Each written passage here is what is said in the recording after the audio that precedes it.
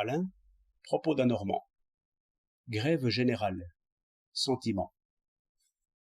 On peut s'étonner d'entendre des ouvriers, c'est-à-dire des hommes qui savent faire et produire, déclamant sur la grève générale. Il est pourtant assez clair que toute la puissance des grévistes leur vient de l'ordre qui règne autour d'eux. C'est l'ordre qui est leur point d'appui. Ils peuvent lutter à condition que la force brutale ne s'en mêle point. Ils peuvent lutter à condition que leurs camarades des autres régions ou des autres métiers produisent pendant ce temps-là et les nourrissent.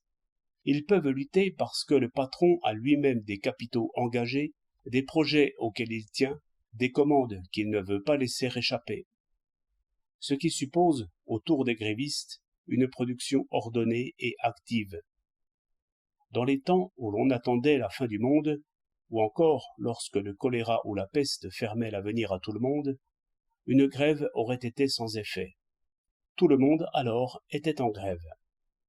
C'est pourquoi l'idée d'une grève générale est une idée abstraite, une fantaisie de théoricien, une espèce d'utopie. Qui nourrirait les grévistes, si personne ne produisait plus? Ils iraient donc à la chasse et à la pêche? Vous ne voyez pas le peuple de Paris cherchant son déjeuner dans la Seine. Non. Comme il faut de la terre à une plante, il faut à une grève un milieu riche et actif. Autrement, sur quoi pousserait-elle? De quoi se nourrirait-elle? Donc, au point de vue positif, la grève générale a quelque chose de puéril. En revanche, elle parle au cœur. Elle ouvre des perspectives effrayantes. C'est une espèce de vengeance dès maintenant, parce qu'elle empoisonne le repas des riches. C'est une manière d'exprimer de la haine. C'est une riposte au mépris. Ces sentiments farouches s'expliquent assez. Il n'y a guère de douceur, de bonté, de fraternité chez ceux qui possèdent. Quand ils ne méprisent pas les pauvres, ils les ignorent, ce qui est le plus parfait mépris peut-être. Il y a des centaines de Marie-Antoinette pour qui le peuple des travailleurs ne compte pas plus que le mortier et les pierres. Ce sont les assises de la richesse. Là-dessus claquent les petits talons.